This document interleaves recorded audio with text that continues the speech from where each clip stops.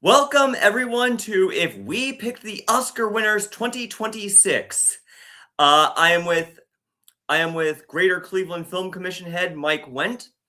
Now some of you might remember we did not get to do this last year, and I'm gonna keep this short because I want to focus on the now. But I gotta be honest, I was kind of If there was a year to skip, I was kind of lukewarm on last year's Oscars. Some good movies got nominated, but very few favorites.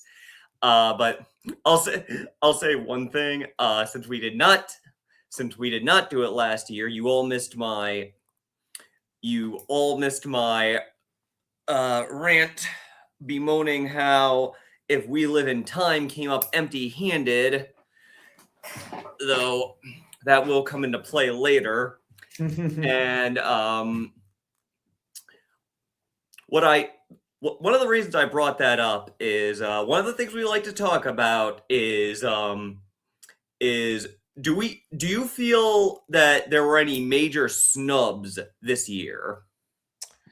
This year, not really. I do. I mean, a lot of people, I think, thought maybe this wasn't the strongest year for movies, but I kind of disagree. I thought there were a lot of really good films. But yeah, I mean, nothing really stood out to me Mhm, as something that didn't get on there. But maybe like an actor or two, I think maybe were overlooked. mhm, Because the competition I think was so fierce this year. yeah, I agree. I I will admit that I liked certain movies better than some of the nominees. Like I found it to be a pretty peaks and valleys year. Like I got happy because there were multiple movies that made it into the heavy hitters that I like. These weren't just movies I liked because I had to see them. These were movies I genuinely liked and can see myself watching more than once. Yeah. In fact, I think people could guess which movie I rewatched for Halloween. Um, but yeah, I mean, I liked the Phoenician Scheme, Oh, Weapons, and sure. even Roof Man better than some of the movies that got some of the big nominations. But I also kind of just see it as, well, what can you do? These are the movies that get nominated. What can you expect? And that's why I brought up my frustration with We Live in Time last year. It's like this feels like the first year where they don't have any major like obvious snubs. This feels like the first year in a while where they did that. Um if I had to pick one movie that I'm surprised, I'm putting kind of an asterisk next to it because Mhm. I haven't seen it yet, and I only saw it was on Netflix the day we recorded this. I was a little surprised Nuremberg did not get any nominations, but I haven't Oh, seen yeah. that yet, so I cannot verify if that is some criminal snub or just the way the cookie crumbles. Yeah, I that is one that I missed as well, and, I've been meaning to catch up with it, so, yeah, and now that you mentioned it's on Netflix, I didn't realize that, so I will try to check it out, but, I guess if I thought about some snubs, I was kind of rooting for the Dwayne Johnson, The Rock, to get Mhm, nominated for Smashing Machine, even if I wasn't like super crazy about that movie. I thought it was like incredible. Like his performance, I thought was incredible, and mhm, really lost himself in that role. So yeah, a little bummed for him because I mean, that's probably gonna be his one shot. I right, mean, maybe he still has a long career ahead of him, I'm sure, but I thought maybe that was like the one that was gonna really mhm, help him out. right, I get that. Um, I Now, before we go in, I do want to explain that this is not a predictions video. This is what Mike and I would vote for if each of us actually had a ballot in the Academy Awards. We're gonna talk a little about predictions, but that's gonna come up, but this is predominantly a that's why this is predominantly a sort of a fantasy ballot thing, what we would pick. Sure. Oh, speaking of predictions, the other reason I brought up the last year's Oscars, I thought that The Brutalist for Best Picture and Timothy Chalamet as Best Actor Mhm. were mortal locks, and now you all know why I do not gamble. Yeah, no, it's last year was a weird year because I really I did really like Honora, Mhm, but I was kind of rooting, I think, for The Brutalist to win. It was the movie I think that moved me more. mhm, Um, I was kind of surprised that Honora took, the big categories really. mhm, But yeah, I mean, sometimes it's all about momentum. It's sometimes like who campaigns better. And Sean Baker is kind of one of those guys who is very supportive of the LA film scene, so it probably makes sense why he maybe succeeded. mm, Um, but and Brady Corbet, I think along the way sometimes made some comments that rub people the wrong way. And I hate that that's what goes into it mm, because now it seems like Timothy Chalamet is kind of facing some issues during this Oscar campaign. So a lot of people are predicting him to lose on Sunday, which is kind of mhm, crazy. But yeah, it's really there is a whole politicking and game to it, and it's mhm. sometimes it's not always the best movie that wins, but sometimes it's just the most liked, I guess. Uh, yes, cover thine ears for anyone who doesn't want spoilers for Scream 5, but it is kind of rad that a ghost face is an Oscar winner now. Yeah, absolutely. Now, one other thing I want to talk about. Now, every major, you've seen every major nomination, correct? Correct. Well, not to brag. Normally, I don't do this until I've seen enough that I feel like I can speak educated about it. But this is the first year, the first time I have done this that I've actually had a clean sweep.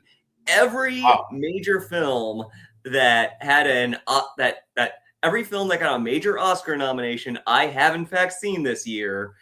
It kind of came in the wire, like The Secret Agent and It Was Just an Accident were both added to Hulu, uh, like last minute down to the wire.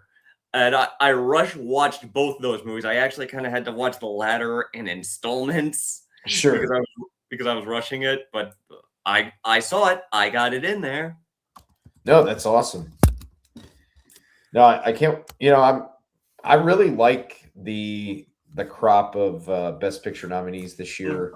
I don't think they're once in a while, maybe every couple years, you might have one that is a dud or one that's just kind of why is that there? But and some people said that about F1, but I mhm. understand. I understand why. It's just a really well made studio film that you know captured the cultural zeitgeist, and that sometimes that's taken into account. Yeah, I mean, this is also kind of proof of how acclaim can change the way you might view a movie because I before I was lucky enough to actually see every movie, um before I was lucky enough to actually see every movie, I just had the attitude of I don't think my opinion or my vote is going to change, but Yeah, but it's there. I want the chance to be able to talk educated about it, yeah, and that is 100% the attitude. That is 100% the attitude I had. Like I said that acclaim can change the way you view a movie, and it's like, I mean, it was like you said, it was fine. It was a fun blockbuster movie. Yeah. I'll say one thing though. I do appreciate the fact that the Oscars. I mean, I kind of liked. I mean, Wicked for Good was fine, and I don't want to trash at the new Avatar because I haven't seen it. But there is part of me that commends the Oscars for not just going into autopilot for those movies. Yeah. And before we go into our fantasy ballots, I bring this up every year. For those of you who don't know, we did not discuss our picks beforehand. We know each other well enough that we can make educated guesses, but we did not actually talk about our picks. Correct. Now, I want to start off with the nomination that probably made me the happiest. I actually shouted yes when I saw this one. I want to start with Best Supporting Actress, and this is I don't care if it's the long shot. I don't care if I lose this one. It is going to be my pick anyway. I am voting for Amy Madigan in Weapons. Yeah, I would probably have to agree. It's just such a bonkers performance. It was such a really fun movie, and she hasn't really done anything like this completely before. I remember her most from being in Field of Dreams. She was the wife in Field of Dreams, and she's just like so likable in that film. In this one, there is just she has a really great presence. So yeah, I mean, it's super memorable. Yeah, and the way she's able to like weaponize, like you said, her likability, because there are scenes where, much like Annie Wilkes, she's kind of pouring on that charm, and this is one of the movies I did watch Weapons twice. I kind of watched it. I definitely watched it a second time. Yeah. In preparation for this podcast. There was definitely an attitude of, well, if I must, I must. But I mean, I definitely appreciate the fact that I know a lot of people said this, they only did this because he died, but I definitely feel much like rewarding Heath Ledger's Joker, or even rewarding Javier Bardem for Anton Chigurh, where they're definitely rewarding this like really original character who I definitely think will stand the test of time. And I've actually been to cons where there's so much fan art and people cosplaying as this character. So that is definitely why Amy Madigan is my pick. I later found out that this is actually not her first Academy Award nomination, but for whether it's her first or not, it is well earned. Yeah, absolutely. I highly agree. And I would say I forget. Do we go into like who wins or who we think is going to win, or you can if you want to say who you think will win. Yeah, I do think she has a really good chance to win. I could also see a scenario in which Tiana Taylor from One Battle After Another takes it home. She won a couple of the awards leading up to it. And I know also the actress from Sinners, Wunmi Masaku, has also won a couple. So this one, yeah, I mean, the supporting actress and actor races are so hard to call. Right. But, I'll just, hey, screw it. Let's say Amy Madigan wins because it's something super unique. Well, if she doesn't take it home, at least she was beaten by some good competition. Yes, absolutely. And moving on to the next category, I want to pick one of the few that I actually changed my mind on. I want to talk about Best Adapted Screenplay.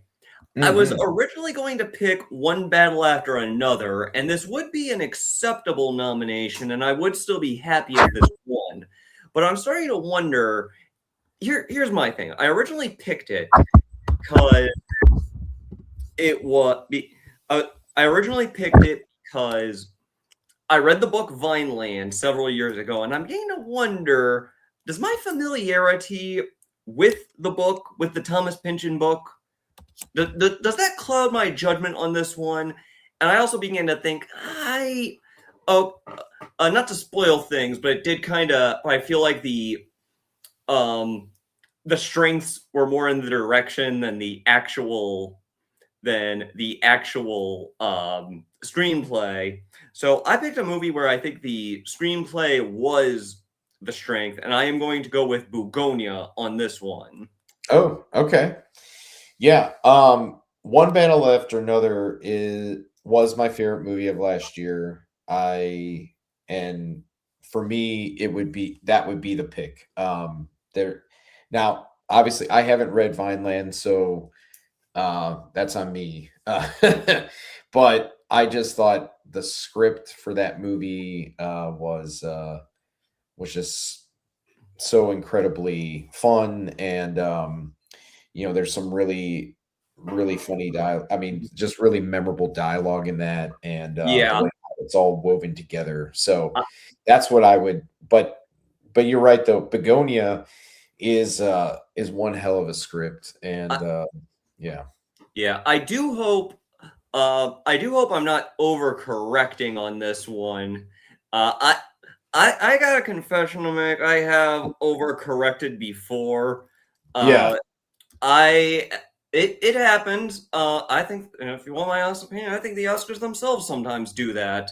Um, but I guess that's why if I see the Oscars overcorrecting on something, that's why I don't really judge them. But yeah. or at least I'm not too harsh on them, I should say. But um, I there were so many things I liked about Bugonia. I liked that. Now I have not seen the original South Korean film, but Right. there is so much I liked about it. The fact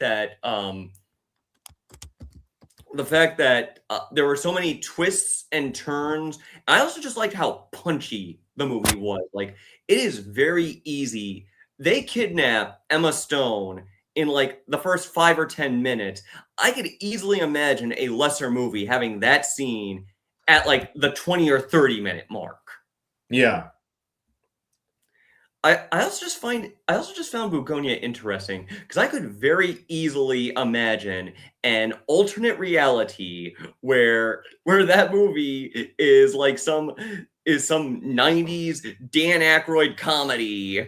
I actually even made a Photoshop Yeah. of this where I actually made a Photoshop of if that movie had been made in the 90s with Sigourney Weaver and the Emma Stone part. And the tagline is, this time they think she's the alien.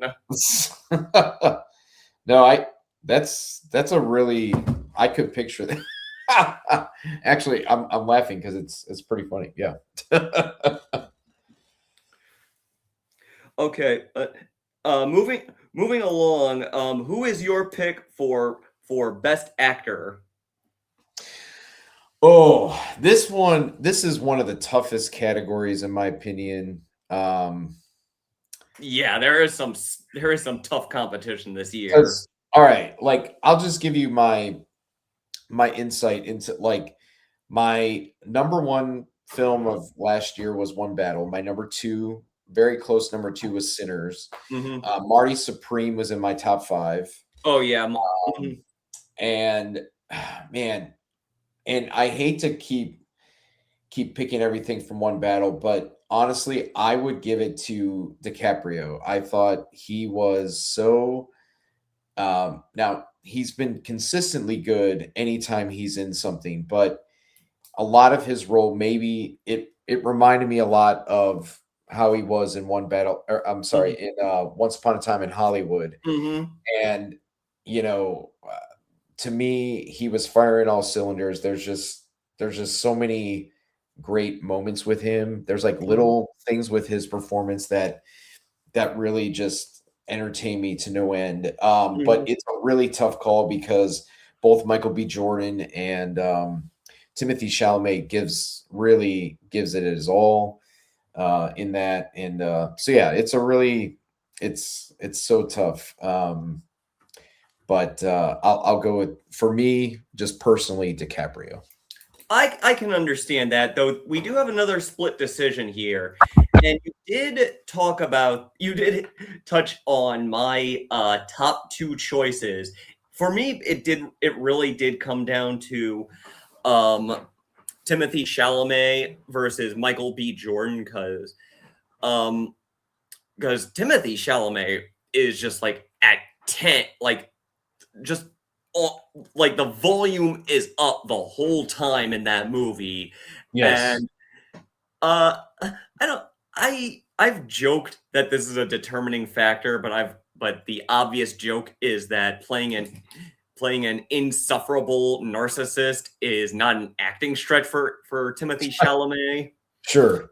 But um but I will say that I am going with Michael B. Jordan, and I there are just so many factors. I showed Sinners to my brother, and we both noted that it's not just saying that he deserves the Oscar just because he's playing two characters. That Mhm.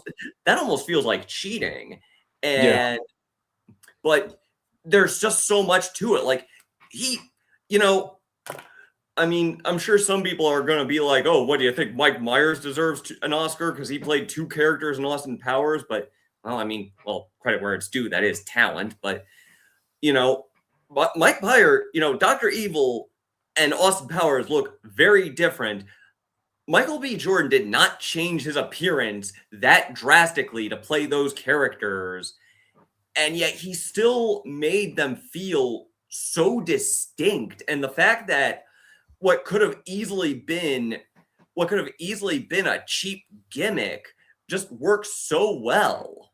Mhm. Yeah.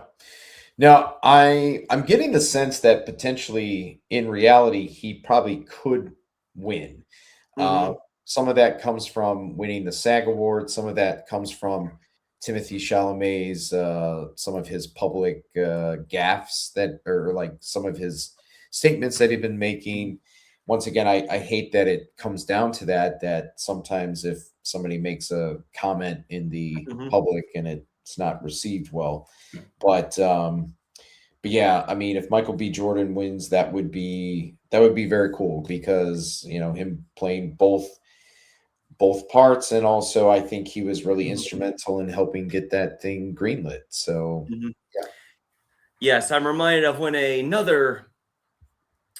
gifted another actor who is gifted at playing multiple parts in different movies. Everybody thinks that Eddie Murphy blew his Oscar because of Norbit. Hmm. I can't confirm or deny that. I remember reading that Mickey Rourke bulked at having a larger role at WrestleMania because he thought the exact same thing was going to happen to him with the wrestler. Yeah. Uh, I can't vouch for any of those things happening, you know, but even in a bubble where I'm only reviewing the performances, Michael B. Jordan is still my pick. Very cool. And what is your pick for for my favorite category, best original screenplay? This one is I think it's a slam dunk that I wanted to win, and I think it will win. The Sinners. Mhm, I think Ryan Coogler created something so special and unique. Some people do say, "Hey, it just rips off From Dusk Till Dawn," but mhm, I think it's more than that. There's a lot of like nuance to this film, and a lot of like deeper meaning than mhm, just a vampire story. It's about basically family and culture, and how sometimes um, you know, uh, different cultures are inhabited by other cultures, and I think Mhm. that's what he was trying to say with this movie. And so I will be, because I'm not sure if he's going to win Best Director. Who knows about Best Picture, Mhm. but I will say I think this is the one that's guaranteed that is he will be taking home some gold. Yeah. For all the talk comparing this movie to From Dusk Till Dawn, I, I'm not gonna lie, when I saw the trailer for that, I wanted to see that movie because it reminded me of From Dusk Till Dawn. Yeah, I'm not gonna mince words. It's like, oh, cool. It's like From Dusk Till Dawn with jazz musicians. That looks pretty cool. That yeah, that and Ryan Coogler has a very impressive track record in my book. The man has very few misses. I mean, one of the few movies he's made that I was even lukewarm on, Wakanda Forever. And not all the problems with that movie were his fault. And even then, he still tried to make lemonade out of the lemons he was given. But sure, I am going to pick Marty Supreme for this one because okay. that movie just took. I mean, Sinners, I think, is an acceptable choice, and if that wins, I will still be happy. But um, I feel like Marty Supreme just took so many big swings and the just risks with the screenplay that could have easily fallen apart. Like, I mean, it is a serious awards bait movie that has a lost dog as a major plot point, and it just has twists and turns and much like Uncut Gems, and this feels sort of like a redemption for that movie. It's one of those movies that'll leave you exhausted, but in a good way. I mean, I was talking about how Bugonia could be this '90s Dan Aykroyd movie, but Marty Supreme had plot points and plot beats that could have been in like some 2000s era Will Ferrell movie, but they made it work as a big awards bait movie. No, no, you're right. You're right. I mean, Marty, this is like I think what gives that movie credit in my book anyway is like I saw it and then like about 2 days later I saw it again. Mhm, It's hell of a entertaining movie, and I know some people have issues with his character mhm, being not a nice guy or something. It's like who cares? As long as the character is interesting, mhm, that's what should be the point. I mean, not there are certain like I can think about like There Will Be Blood, right? Uh, mhm, Daniel Day Lewis's character is a horrible guy, but uh-huh. he's hella entertaining to watch, right? Yeah.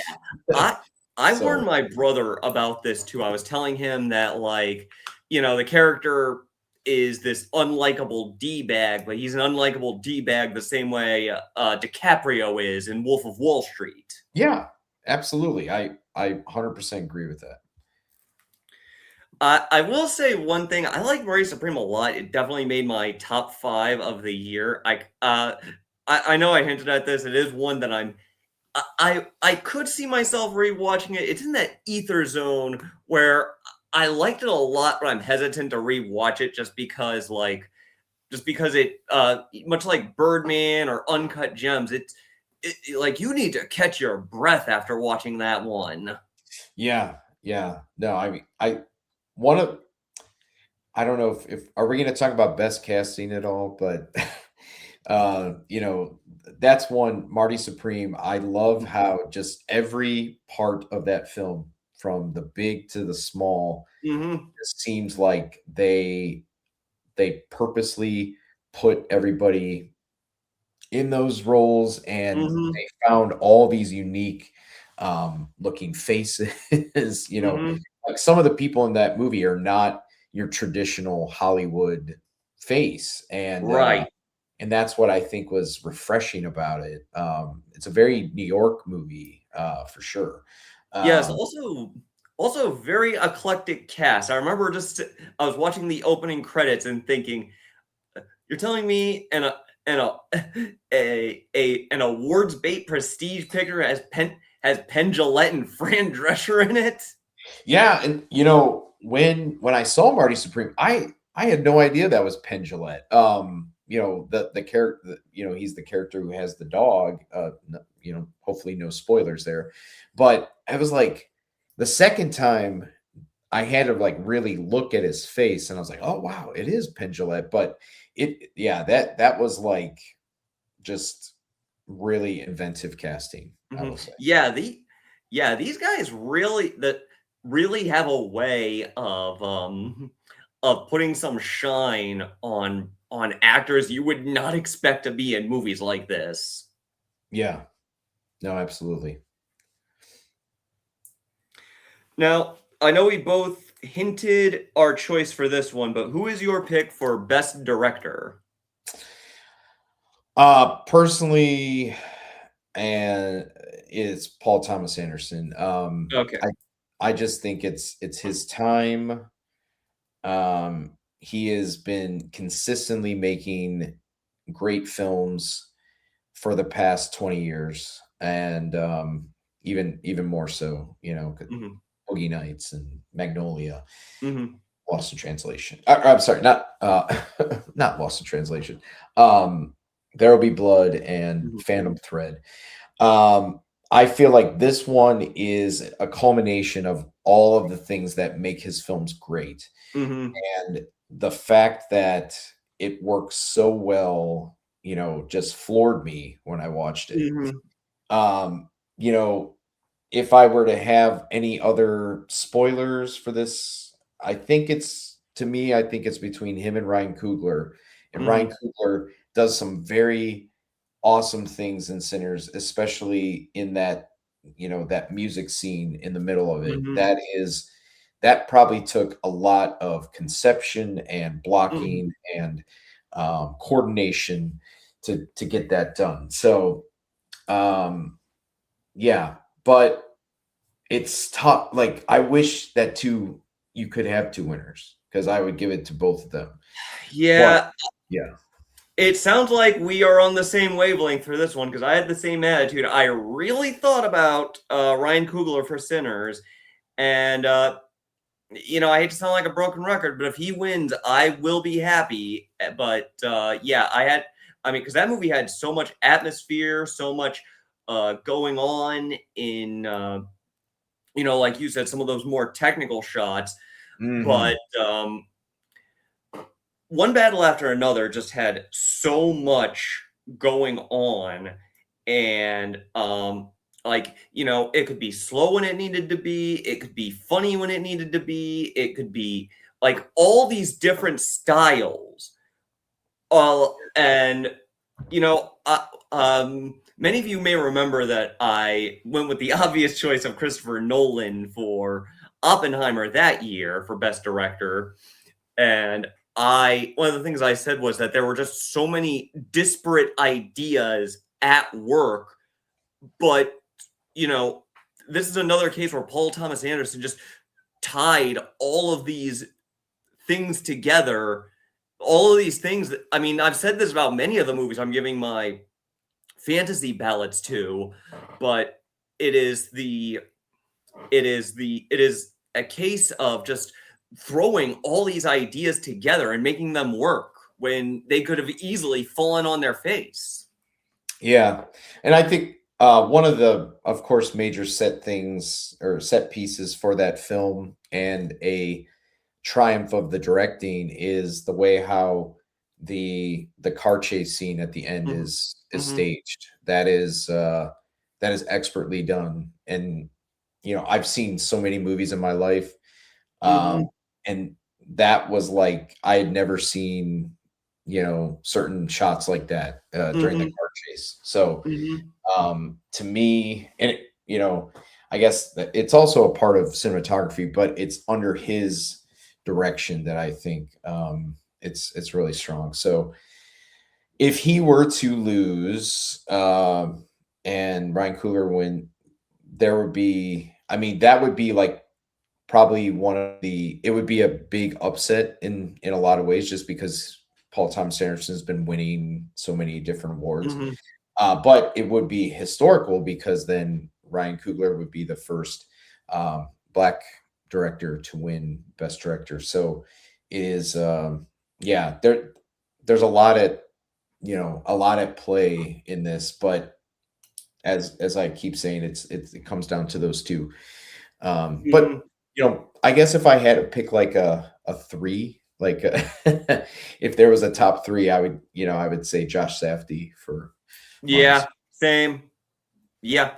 Again, just keeping that energy and just keeping that energy and something making me feel exhausted after just sitting around a movie theater to watch a movie. That's an Yeah, accomplishment. I'll give him credit. absolutely. Now, moving on to Best Supporting Actor, my vote is for Delroy Lindo, and this is one I did not pick easily. It's one of those things where uh, they, I liked all the nominees. One of the things that kind of clinched my choice is I don't want to say what it was because um like again, I like all the nominees for Best Supporting Actor, and I think everybody did a phenomenal job in this category. But Yeah, I was watching one of them. I'm refraining from saying who because I don't want to knock his performance in any way, but watching his performance and comparing it to Delroy Lindo in Sinners, it's one of those things where I had to think about just how natural Delroy Lindo seemed. And I remember Roger Ebert once said, sometimes just being normal is a challenge. And I think that kind of mhm. applies to his performance in this movie. That, like, I mean, maybe it's not the showiest performance ever, but like, he's still, he's still acting like a believable person in a very unbelievable situation. Yeah, no, absolutely. I would say for me, if I could give the winner, I would say Benicio del Toro, just because his performance is extremely memorable, Hmm. and in his limited screen time, Hmm. um, I just I just laugh every time when I hear that few small beers line. It kills me every time. Hmm. Um, but maybe it is a little too maybe it is not enough, to win. But yeah, this is another it's a really competitive category. I mean, Sean Penn seems to have the edge. Yeah. But the other nominee, Stellan Skarsgård, Hmm. is he's never been nominated before. This is his first time. He does a really good job in it. And so I can maybe see him also taking it just because he is the, elder statesman, I guess. And had been doing consistently good work for a long time. Hmm. Um, but yeah, it's a all like so many of these categories can go Yeah. either way. So like Ye I'm not I put excuse me, I put a couple bucks into a couple pools, but I don't think I'm gonna win this year. I yeah, with Benicio del Toro, since you mentioned Sean Penn, I do kind of wonder. I mean, I know Sam Rockwell won an Oscar for Three Billboards, even though Woody Harrelson was in the same category. I do Mhm. have to wonder if it might be a case where, like, the fact that there are two actors in the same movie, you kind of got to wonder if that might be a point against them. Like, it's a case where some people vote for the movie rather than the performance. So that Yeah, might, that might split the vote. yeah. No, you're right. I mean, usually supporting a lot of supporting actor wins have been like a villain or a nasty guy, going back to Anton Chigurh, or Mhm, you know, Javier Bardem for No mhm, Country and all that. mhm, So it could seem like Sean Penn, he's got that just classical. asshole Mhm. character, but he has won 2 Academy Awards before, Right.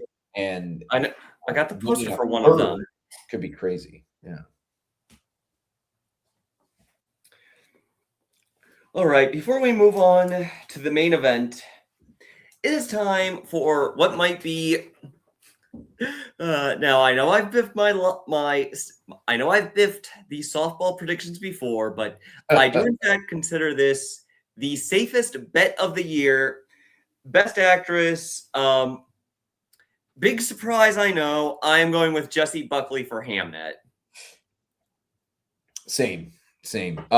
She's just, boy, she is, phenomenal in this Mhm, movie, and, that even, like, leading up to the end of the film, like, she does a great job, but mhm, that ending is really what I think most people will take away from that movie is that, mhm, she I don't want to spoil it for anybody who hasn't, but it's like, she puts up her arm, her hands, and mhm, I lost it. I started tearing up. I'll mhm, fully admit that. And she's just it's just a powerhouse performance. mhm. Yeah, Yeah, it might be a little too personal to talk about here, but let's just say there are certain parts of the movie that kind of hit home with me personally.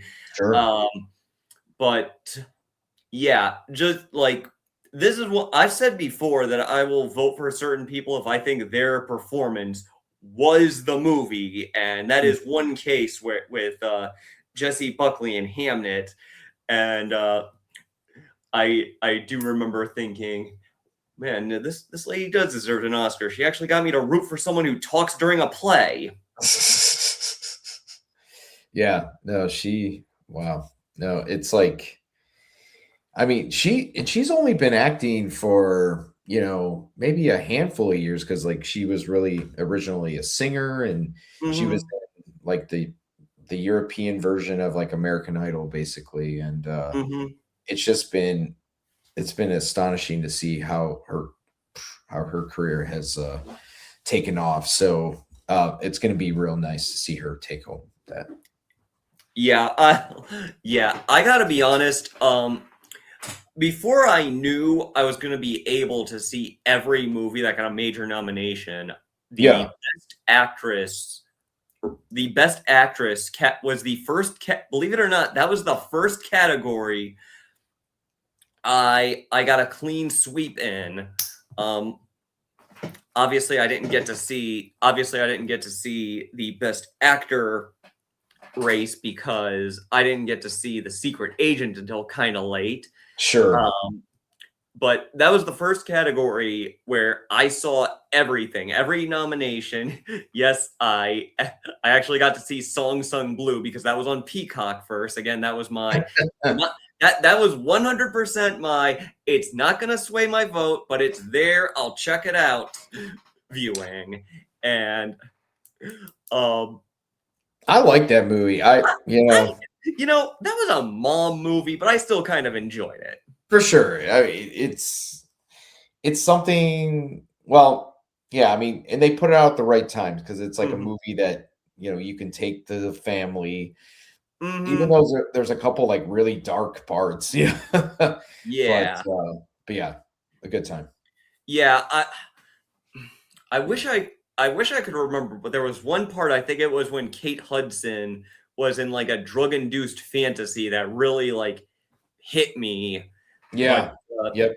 that movie was kind of a surprise, but it was still definitely some even though I liked it and I'll go to bat for it, I still kind of knew it wasn't gonna be my winner, especially since I had already seen Begonia by that point.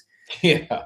Yeah. But now we reach the main event, and I think we already kind of tipped our hats to what we're both picking.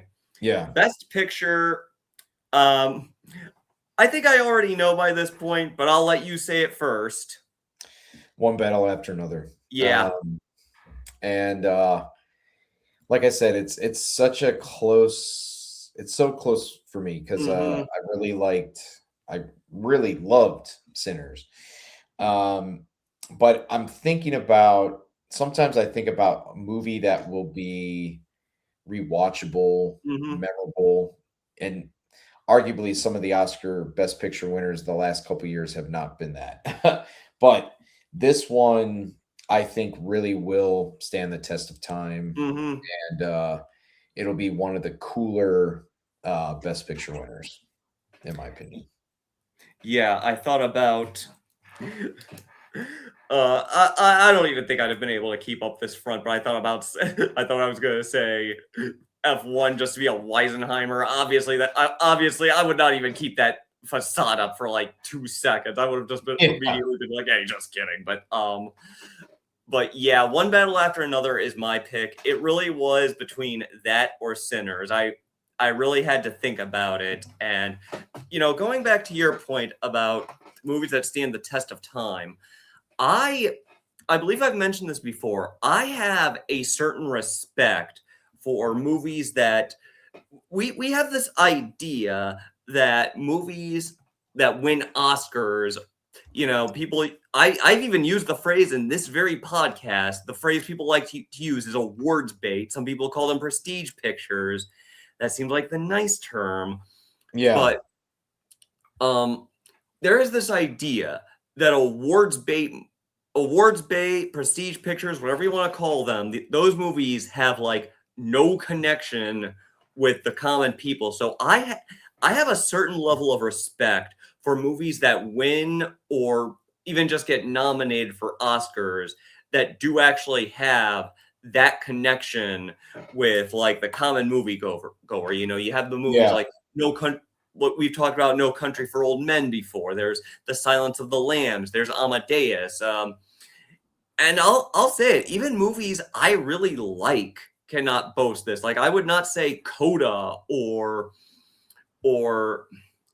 shoot. I'm blanking on some other examples. I suppose Birdman would be another example. Those are movies that even though I like them, I would not say that they had the same connection with people that The Yeah. Silence of the Lambs had.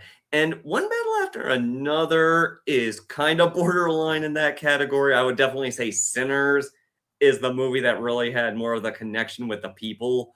But that's kind of why I think Yeah, either probably. one, that's why I still think either one would be a great Best Picture winner.